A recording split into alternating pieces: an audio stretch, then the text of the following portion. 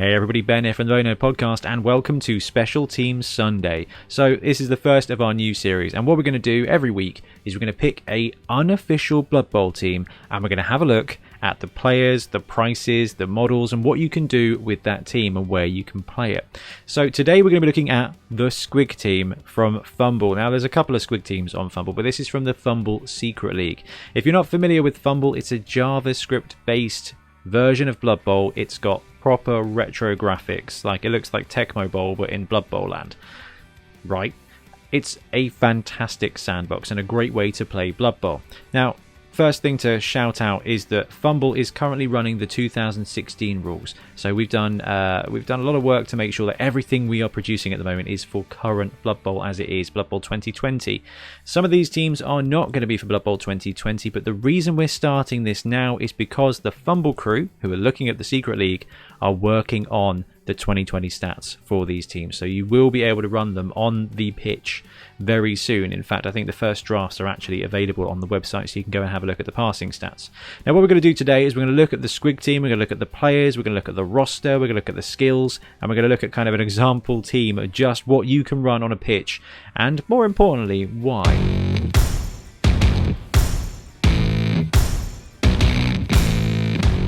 So Squigs are awesome. They are you should know what a Squig is by now. If you're tangentially related to Warhammer, you'll know what Squigs are. They are essentially mushroom pigs with 2 legs and massive teeth, right? They're these on the screen. They are fantastic, and they're one of the most fun elements of Warhammer, whether it's the World That Was or Age of Sigmar, and I guarantee you it's not long before we see them in Blood Bowl one way or another. In fact, Madcap Miggs rides around on a Squig, so already in Blood Bowl, so Games Workshop are definitely considering Squigs. Anyway, they are one of the most fun elements because they are just ridiculous. They are so erratic, but they are also jolly murdery. Okay, so we're going to look through this roster, and it's a really interesting one. And the reason I'm focusing on the Squig team today is because, one, come on, Squigs are awesome. We featured them in 7 Super Series. Different roster to this. That was from the Stunty League. This is from the Secret League. And secondly, because in our Wobble League, our local one, we're running a little FUMBBL League at the moment until we can open up our club. We've gone with Secret Teams, and my game on Tuesday is going to be against Richard Price, and he is running a Squig team. And he loves the Squig team. And he is a madman with the Squig team. So I was like, well, I need to look at this team. And then I thought, you know what? Why don't we all look at it? And thus, Special Teams Sunday was born. So the Squig roster is a goblin based roster. 0 to 16 Squig Herders at 40k, 0 to 2 Cave Squigs. Okay, so they are the individual Squigs. 0 to 4 Squig Hoppers, so they are goblins riding around on Squigs. You can see that right above my head there. Then, this is the interesting thing about this team. You've got 3 kind of individual big guys that go. They're all kind of variants of massive Squig. So 0 to 1 giant Cave Squig. That's a strength 5 Squig. All Squigs are like claws, okay, so we'll go through the stats of them independently in a minute. There's 0 to 1 Mangler Squig, which is 2 large Squigs chained together and unleashed on the Blood Bowl pitch. Yes, ball and chain. And 1 Squig Gobba. Now, Squig Gobba is a unit from Warhammer and I think AOS, which is a bloated Squig that when poked spits out other Squigs. See why we need this in Blood Bowl? So that basically performs the function of a high-strength bombardier, which is really cool. Now, the team is a goblin roster full of nonsense, so naturally it sits at a 70k reroll limit. We'll have a look at how that impacts the team development, the team build in a minute. But first of all, let's have a quick look at the individual roster pieces. So 0 to 16 Squig Herders, they are your goblins. They are just regular goblins. So 0 to 16 of them, 40k apiece, movement 6, strength 2, agility 3 and armor 7. Like I said at the beginning, these are rules for 2016 rules, so old Blood Bowl. So there's no passing, so everyone's going to get a passing dash, and agility and armor value are written as they were in old. So that would now translate into agility 3+, basically, and armor 8+. Okay, but we're going to use them as they are on FUMBBL, because if you want to run this team, you can literally go and do it right now on FUMBBL in the Secret League. You just go create a team, and I'm sure there'll be a game out there waiting for you. really recommended. So skills wise, dodge, stunty, right stuff, and thrall. Now the reason they've got thrall is because the hoppers, the people bounding around on things, do have bloodlust. Now that's been gone and got away with in 2020, and I imagine that's going to be replaced by animal savagery, which I think befits the team a little bit better. But for now, these guys are running thrall because these guys are running bloodlust. And here are the squigs that they herd. We've got 0 to 2 Cave Squigs. So these guys come in at 80k a piece. You can take up to 2 of them. Movement 6, strength 4, agility 3, which isn't bad. Armor 8, so armor 9 plus in the new world. And here's the fun bit. So leap, very long legs. So first of all, these guys are leaping around on a 3 plus with agility 3 and very long legs. They've got claw, which means that when you chomp things, armor means nothing. They have no hands because they literally have no hands, which makes sense.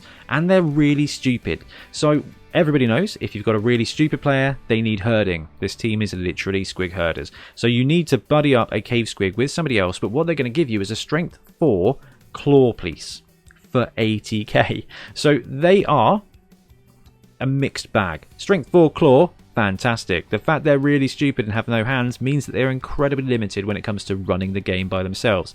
If a Cave Squig gets left on its own, it isn't going to do a lot, okay? But if you leave it next to somebody who doesn't have really stupid, then actually you're going to be 2-die blocking with claw most of the time. That makes these pretty terrifying. Now we've got my favourite pieces here. 0 to 4 Squig Hoppers. So these are the goblins that ride around on squigs. This is where Madcap Miggs came from. So if Madcap Miggs is riding around on a squig, therefore there must be a team somewhere where there are squigs being ridden around by goblins. That's why I reckon a squig team is going to happen from Games Workshop. Anyway, these pieces here from the FUMBBL Secret League, 100k a piece, and you can take up to 4. Movement 6, like it. Strength 4, really like it. Ag 3, really like it. Armor 8, that's pretty resilient. Leap, very long legs, so these guys are again bouncing around on a 3 plus. They've got claw as well. There's no nega trait here, really stupid wise, but there is bloodlust, and that's why the ordinary line goblins have thrall. Now 100% that will get changed into animal savagery as it bounces into Blood Bowl 2020, but for now on FUMBBL you need to be prepared to finish your turn next to a line goblin so that this dude can just chomp it. Goblins are cheap, that's going to be fine. What you get out of this is they're basically a strength 4 claw leap piece for 100k. It's not a bargain. 100k is quite expensive when you consider what else you can get for 100k, but it's great fun. They've got good movement and they are going to achieve plenty when they activate. Now we've got the big boy here now. 0 to 1 giant Cave Squig. So 0 to 1 giant Cave Squig, 110k. That's pretty cheap. Movement 4, strength 5, agility 1 and armor 9. So this is the tank piece here. Loner, which hurts you a bit. Claw, really stupid, no hands, and thick skull. So with armor 9 and thick skull, this dude is not going anywhere. Plus, strength 5 is pretty awesome. It's got really stupid, same as the little dudes, so they're going to need a bit of herding. But you herd these, they're going to be providing strength 5 claw. Again and again and again. And basically, the giant Cave Squig sits in the middle of the line and is supported by goblins or other squigs. Ideal front, you want the giant Cave Squig and a couple of regular Cave Squigs with some goblins behind them to kind of maximize your punch when it comes to controlling that line. And when your opponent is setting up against a strength 5 claw and 2 potentially strength 4 claw pieces, it is pretty dicey. And I'm considering the fact that I'll be deploying my human nobility team against that on Tuesday, and I think we're going to see some fend linemen that aren't going to be appearing again in that game. Oh gosh, that's going to be awful. Oh no. Oh well, that's the point. So giant Cave Squig, strength 5 claw piece, put him in the center of your line. Strength on a normal at scale up means that actually gaining guard is going to help keep your other squigs and the other pieces put next to it pretty useful. Or, because this is 2016 rules, break tackle is pretty sweet for this giant Cave Squig, because it means that you chuck BT on it once, it's dodging out most of the time on a 2+, and that's a big, scary, mobile, chompy piece. And the most fun position on this team, straight up, is the Mangler Squig. So if you are familiar with AOS or Warhammer Fantasy Battle, the Mangler Squig is a giant model, okay? This is completely unfit for Blood Bowl, and that's coming from me, who has multiple teams with, like, golems and things this big. In fact, I got a big old mushroom dude to print as well to be a tree man. Anyway, unnecessary big models are fun in Blood Bowl. The Mangler Squig, however, from AOS is just unnecessarily big. It's basically the size of 2 Coke cans, which isn't going to fit on the Blood Bowl pitch. So this is a great opportunity for some modelling. So you need 2 Squigs bolted together. So Richard did this for a star player in the Stunty League. And basically just took 2 Squigs and some chain and did some cool conversions. Basically, the whole point is that the Mangler Squigs are 2 Squigs tied together that just spin around and create hell. Okay, they're often ridden around by a goblin as well, as you can tell by the awesome FUMBBL graphic here, which I'm a huge fan of. So 0 to 1 Mangler Squig, 120k, movement 3, strength 7. Yeah, you know where this is going. Agility 1 and armor 8. Ball and chain, claw. No hands. Let me just check the armor is right on that. It is. Okay, low armor. That's good to know. Ball and chain, claw, no hands. That's right, we're missing secret weapon. The Mangler Squig is 120k for a permanent ball and chain. So this team has got a strength 5 claw piece. It's got multiple strength 4 claw pieces. Okay, some of them are really stupid and all others have bloodlust, that's fine. And it also has a ball and chain that isn't going to get sent off. So if you are coming up against the Mangler Squig, you need to take this thing out immediately as quickly as you can. And because it's a ball and chain, even Wrestle's going to help you here. So, Nobility team, I'm taking him up. We've converted Nobility to 2016 rules so we can start farming some games in. I think it's going to be a case of Bodyguard running in and wrestling a Mangler Squig down, because when a ball and chain goes down, it goes down for good. That's not entirely true. It goes down and it gets knocked out. So that's going to help me. It's going to be a 2-die up block most of the time. Take that wrestle, take that Mangler down. So that's what we're going to see here. But you don't get it right. The Mangler is just going to mince along your line, mincing everybody in it. And it's absolutely brutal. And because you don't have a secret weapon, because it's not a secret weapon, it's just 2 players tied together. Which is dubious, but hey, referees. Hey, referees. You all know what I'm talking about. So, Mangler Squig, 120k for a permanent ball and chain. And we have the Squig Gobba, which is a really weird player type. Okay, 0 to 1 Squig Gobba, 80k. Movement 1. Strength 5. Alright, weird. Agility 1. Not very good. Armor 9. Yeah, that's alright. Bombardier. Secret weapon. Claw.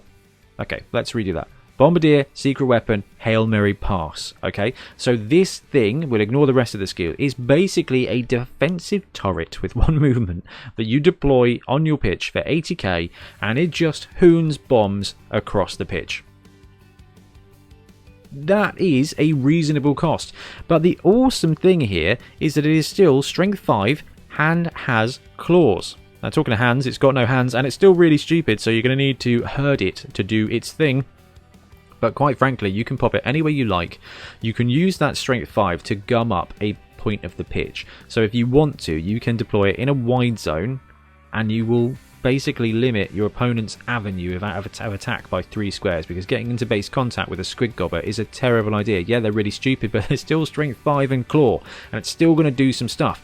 Now, the other great thing about it being strength 5 and claw is that your opponent is going to really struggle to take it out. So if your Squig team is coming with bribes, this Squig Gobba is gonna be sticking around. So if you take 2 bribes, you've got the Squig Gobba and the Mangler Squig. You've basically got your Bombardier and your Fanatic for the majority of the game, and that is going to leave to quite a lot of incidental removal, and at the very least it's going to leave to pitch control, because this thing here having strength 5 and claws means movement 1 means it's absolutely no use at all, but as a defensive piece that's going to take up 9 squares of the pitch that your opponent doesn't want to get into, it's going to be really effective. And if your opponent does want to shut down the Bombardier, it's going to be open to a jolly good chomping. So the Squig Gobba is a really interesting one and does give you a really clever, and you're going to have to be creative when it comes to modelling this piece, because the Squig Gobba is like this big. Okay, we're talking iPhone sized model. But all you need to do is be creative with a Squig miniature, and you've got a strength 5 Bombardier. Okay, so we've covered all the player types. Let's have a look at an example roster. So you're likely to be playing this team in the FUMBBL Secret League. You can absolutely play it on tabletop, and I do 100% recommend it. going to be some awesome hobby challenges for you to get that model on the pitch, to get those models on the pitch. But let's have a look at a standard tabletop 1000 build ready for your league. Okay, so TV 1000, so 1 million gold. 7 herders. Now those herders are really important. 1 for ball handling, but 2 to be eaten by the bloodlusty things. Talking of bloodlusty things, now we've got the squigs. So this roster is malleable. I have put 1 Cave Squig and 2 Squig Hoppers. Squig Hoppers have bloodlust, Cave Squigs have really stupid. Now the Squig Hoppers are 100k and the Cave Squigs are 80k, so what you can do, and this is why we've got little asterisks here, is it's up to you which way round you have it. I've actually probably changed my mind. I think I'd rather have 2 Cave Squigs and 1 Squig Hopper. You limit the chance of bloodlust and you maximise that opening like flat phalanx of teeth, okay, with the giant Cave Squig and 2 Cave Squigs. That's pretty tasty. I'm a big fan of Squig Hoppers. I love the miniatures, so I kind of want to run as many of them as possible because they become star players real good. Real good? Real good. Also, 1 giant Cave Squig. You want that strength 5 claw piece to deploy on the line. It doesn't matter whether you're offense or defense. That thing is going to scare the heck out of every opponent. But not as much as the Mangler. Now, because that Mangler does not have secret weapon, it is going to be an offensive weapon the entire game, and that is also terrifying. So the downside of this TV 1000 roster that I put together is that there's only 12 players, I think, so that doesn't leave you a lot in the way of reserve. So you're likely to lose a goblin or 2, and you are likely to potentially lose your Mangler Squig at some point as well. So you will be playing down. And when you start playing down, you run out of bloodlust targets for your Squig Hoppers, and you run out of herders to herd the really stupid squigs. That's how your team will fall apart. I've bought 3 rerolls on this roster to make the most of getting those nega traits rolling, okay? It's up to you. You can drop rerolls. The more rerolls you drop, the more goblins you have in reserve, the better kind of resistance you have. I'm planning for league here, so I'd rather start with 3 rerolls and just buy more goblins, because every game you're likely to get 30-40k, so you're going to be able to start building up a reservoir of victims that you can just keep deploying on the line. So first game, I'd take this one and just go for it, and then brew up a couple more goblins before I add more Cave Squigs and things like that. Now, skills-wise, the Squig Herders, this is FUMBBL 2016. I wouldn't be too fussed about a normal skill. There's not a lot there that would be okay. If you have to, you don't have the money to replace a guy. Sprint, sidestep, sure feet, that kind of stuff for agility is pretty good. Diving tackle is always quite useful. So the Squig Herders, I wouldn't worry too much about skills-wise. Cave Squigs, dodge, guard. They come with A and S on the general. Both the Cave Squig and the Squig Hoppers get agility and strength skills on a normal skill up. So dodge is really great. Guard is also really great if you're going to be using them in the thick of combat. But quite frankly, because in 2016 you can combine Mighty Blow and Claw, then getting Mighty Blow on these dudes who've got Claw real quick is going to really help with removal. I also like Jump Up on the Squig Hoppers. They're likely to be running around doing player type things, and they make really good blitzers because a 3+ leap in 2016 is a 3+ leap forever into a place. Yeah, they're going to fail every now and again. Having Jump Up means that they can just free roll that extra block, and it's going to save you speed because they are going to be leaping around. They've got reasonable toughness, so they're going to be okay. That said, Mighty Blow isn't bad either. The giant Cave Squig is a fantastic opportunity to put Mighty Blow to combo up with Claw and remove things, break Tackle to make the most of the old school rules where Strength 5 just becomes Agility 5, and then you can wander into a cage and eat things. Fantastic. Guard isn't bad on it either to help keep your other Squig quite strong. The Mangler Squig, which is your ball and chain, Mighty Blow, or Grab. Now, I haven't bothered with doubles here because doubles in the old times required you rolling doubles, but block is good on this player, and this player, and this player, and this player. So, block is always fun. I love the Squig team. Now, the team I'm playing against on Tuesday, King Kate Wafflin, is a mad team. You see these rerolls? He's not bothered with any of those. He's gone the full madness lineup. The team is likely to destroy itself, but I'm very worried it's going to take me with it. So that's the other thing about the Squig roster. You can just lean on the dice and let it destroy your opponent. It's so much fun. Okay, so I've sold you on the idea of a ridiculous Squig team. there isn't one you can go buy, not directly anyway. So the cool thing about this team, and probably the cool thing about all the special team Sunday focuses that we're going to do, is that it requires you as a miniature player to really choose and develop and sort of do your own thing. So when it comes to Squigs, Games Workshop do 2 fantastic kits for Age of Sigmar. They're the kind of, I think, Bonehead Bounders, basically the Squig Hoppers, and you've got the Squig Herders here. So the Squigs are awesome miniatures, and those Bounders are great. I have a Squig team. You would have seen it if you've watched 7 Super Series Season 2, and it's mostly using these kits here. I've taken the human catcher hand and replaced the jabby stick hand, also known as a lance. Good job, Ben. With that, so one of them's holding a ball and running around, and it works brilliantly. Simple conversion, and you've got great miniatures there. The Squigs need no conversion at all. Now, because there's 3 giant pieces in this, you've got a giant Cave Squig, you've got the Mangler, and you've got the Gobba. Okay, there's 3 different things you can do there.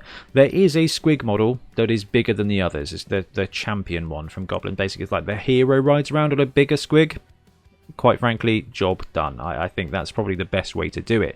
Or you can hunt down one of the older Squigs. Now, there's also an absolute ton of third-party Squigs that are actually cast and STLs, so no worries there. You will find something really easily to be your giant Cave Squig. The Mangler, I recommend, if you've got these 2 kits, take one of these and one of those and put them together and add a chain or some rope or something. Because these are on the ground, because these ones are flying, they work brilliantly as tied together pieces, and actually just 2 of these will do the same thing if you've got one running and bouncing off the other one's head. Again, you chuck a chain, maybe chain their teeth together and chuck it on a 32 or a 40mm base to, yeah, that's your Mangler sorted. When it comes to the Gobba is a really interesting one. Don't be limited to the thought of I need a Squig spitting something, because you don't. It's a bombardier based on a strength 5 chassis. So if you want to get a big Squig and chuck a goblin bomber on it, or just maybe get the fungus lobber from the Snotling team and put it on top of one of those Squigs that's bouncing, or just get a fat Squig maybe from Skarsnik or something from Warhammer and put a goblin throwing a bomb on it, then you're good to go. With all these teams, all you need to do is make it clear to your opponent what they're supposed to be. Squigs are easy, Squig Hoppers are easy, Mangler Squig is going to be 2 Manglers, it's going to be 2 Squigs tied together, the Cave Squig is going to be the biggest Squig on the pitch, and then if you've got the bomber one, make it look like a bomber. Get one of these, put a catapult on it, do something, just to display the fact that it is a bombardier. Otherwise, you just need some goblins. You can use standard goblins, or you can use these goblins. And you are there. I know this because I had a go and I built it myself. And it's a great team to build. It's a great... it's just great fun in every way. Great fun to play, great to paint, and I cannot wait for Games Workshop to come on, make this team for standard Blood Bowl. But if you want to run this team for now, you can do so without going outside of your house. You can just log on to FUMBBL, check out the Secret League, build a team and get some games in. Otherwise, you can start building a team for your tabletop and try and trick your league into allowing it. We will be. Or go to a tournament that allows funny teams, which is normally us. It's going to be interesting to see how 2020 starts, but at some point we're going to be running tournaments where you can take some of the secret teams because they are just unique. I think you'll agree. Anyway, guys, thank you very much for watching. I am going to be having fun doing these teams on Sundays. If there is a secret league team or an unofficial team you want to see featured, then please put it in the comments below, because I'm really excited to start exploring all the other things we can do with Blood Bowl, and hopefully inspire you guys to get modelling and to get creating something. Thanks very much for watching. We'll be back again soon with more Blood Bowl content. Happy chomping? Thanks very much for watching. We really appreciate your support. If you want to support the show even further, please like and subscribe. It really helps us out. Or come and join us in our Patreon, link below, where you get early access to our content and monthly competitions. See you later.